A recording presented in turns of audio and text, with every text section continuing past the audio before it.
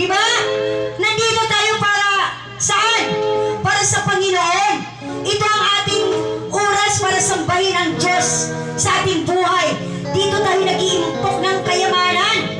Yung kayamanan niyan ay nasa langit. Wala dito sa lupa. Kung nag-iimpok ka ng kayamanan dito sa lupa, pansamantala lang yan sa buhay natin yan. Pwede nakawin, pwede masunog, lahat, ititira, pwede mawala sa atin yan. Isang iglap lang ng Panginoon, mawawala sa atin yan. Pero ang salita na ibinigay ng Diyos sa atin ay mananatili sa atin. Di ba? Isang, dalawa, tatlong magkatipon sa kanyang pangalan. Hello! Nandito siya sa ating kalagitnaan. Patuloy niya tayong iniingatan. Patuloy niya tayong sinusubaybayan kung paano tayo maglingkod sa Kanya. Dahil ang lahat ng tinatangkilik natin dito sa lupa, mawawala yan eh. Kahit anong yaman mo sa lang dito sa lupa, kung ang kaluluwa mo naman ay nasa apoy ng impyerno, wala kang magagawa kung bakit binigyan ka ng Diyos ng halaga. Di ba? Binigyan tayo ng halaga ng Diyos. Binili niya tayo ng malaking halaga na walang katumbas. Kaya yung halaga na yan, kamtanan natin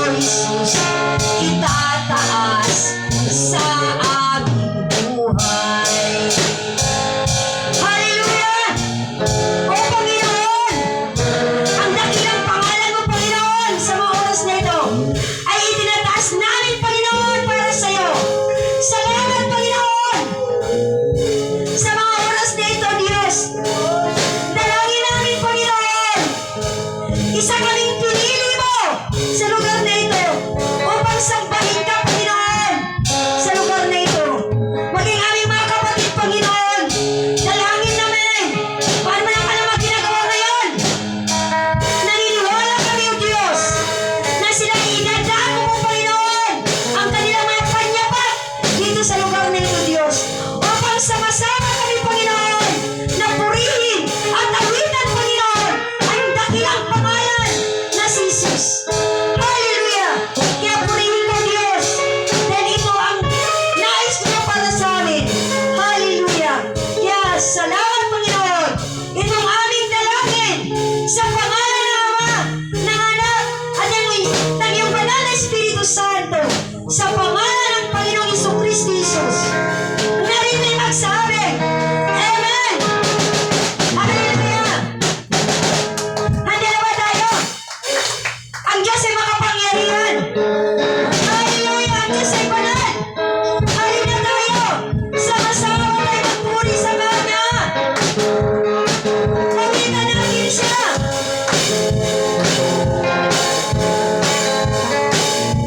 Hallelujah! Diyos na makapangyarihan, haring kataas-taas, sa ating puso ay mananahan.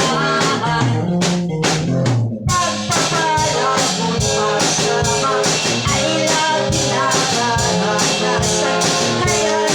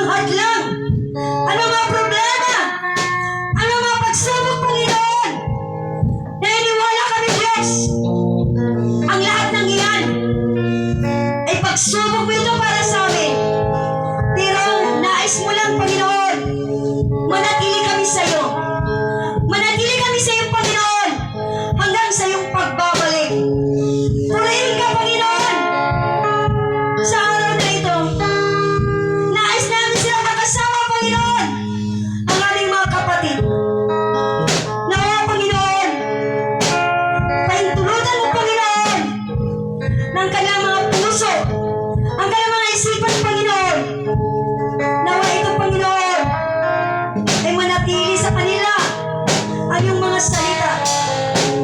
Manatili sa kanilang Panginoon ang kanilang mga puso't isipan sa iyo. Dakilain ka, O Diyos, dahil ikaw ang Diyos na tunay at nagbibigay ng bagong buhay para sa amin. Hallelujah!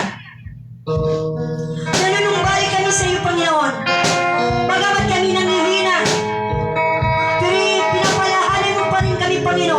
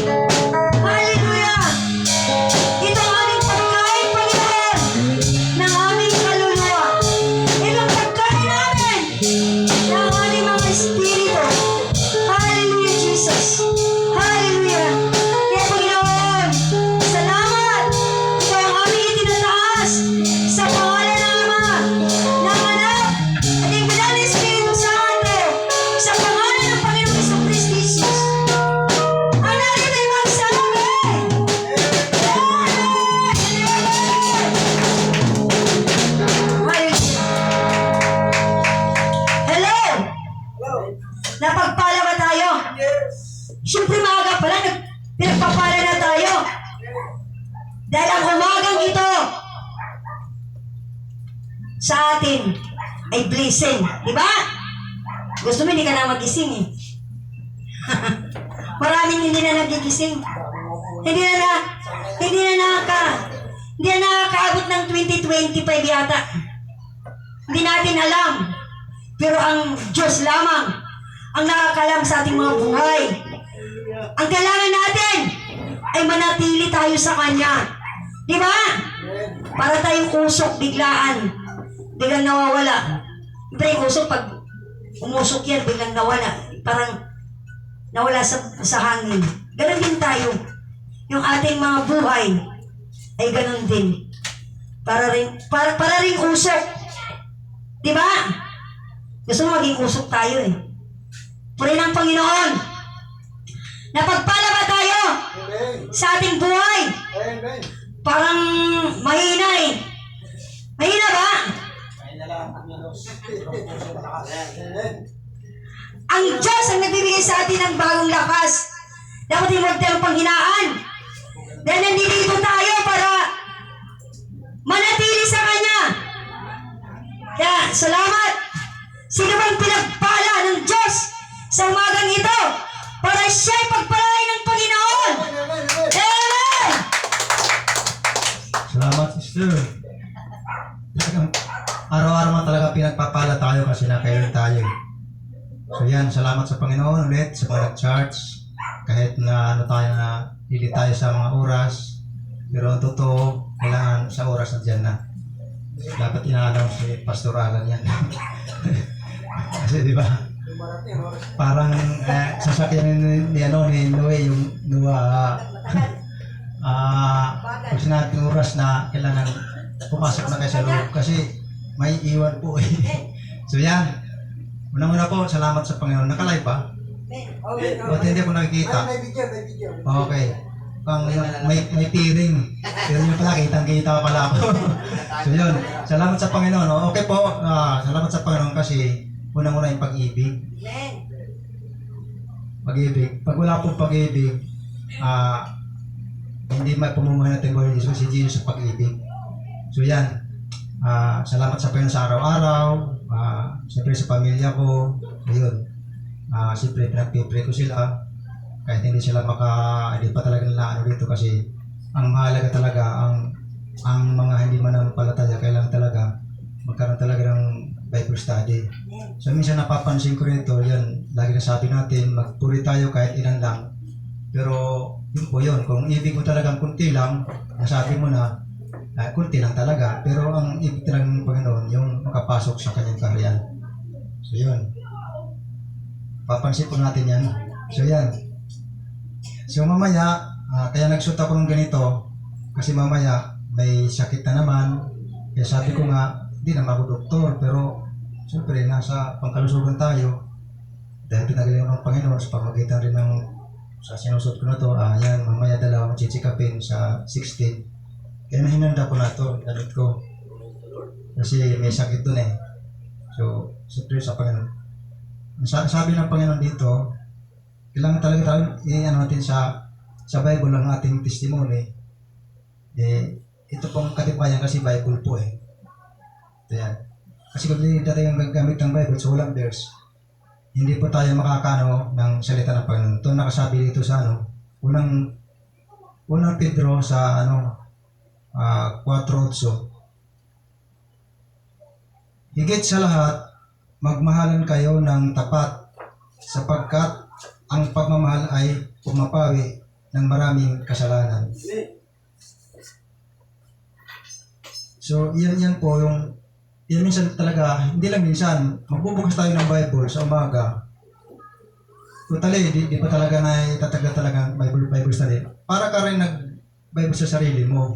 Kaya sinasabi, isa man o dalawa, ikaw mag-isa, nakakausap mo si Lord. Mararamdaman po natin na ang Diyos, kung naghahari pa sa atin tulad sa kanta, kaya nga si Brother Toby, pag nag-gitara, tinitingnan ko siya, napakaganda talaga ng yung tunog, sinasabay.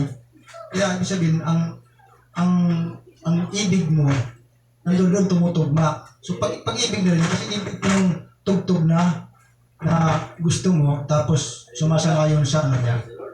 Kaya palakpakan natin si Toby kasi talagang totoo talaga napakano. Nararamdaman po natin ang pag-ibig ng Panginoon. Yun po yun. So, salamat sa Panginoon.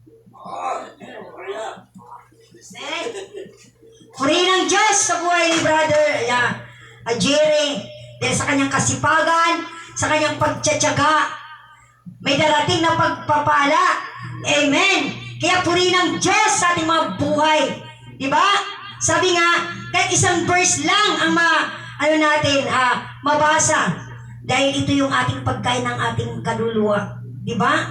Kaya sabi nga kanina, ng aming Don't Watch, dahil sa inyong tulong sa pagpapalaganap ng mabuting balita tungkol kay Kristo, mula nang ito'y inyong tanggapin hanggang sa kasalukuyan. Ngayon hanggang ngayon, ang binigay ng Diyos ng pagmamahal, di ba? Dahil ang Diyos ay hindi talaga nagbabago. Ang kanyang pagmamahal sa atin ay lubos-lubos at puspos.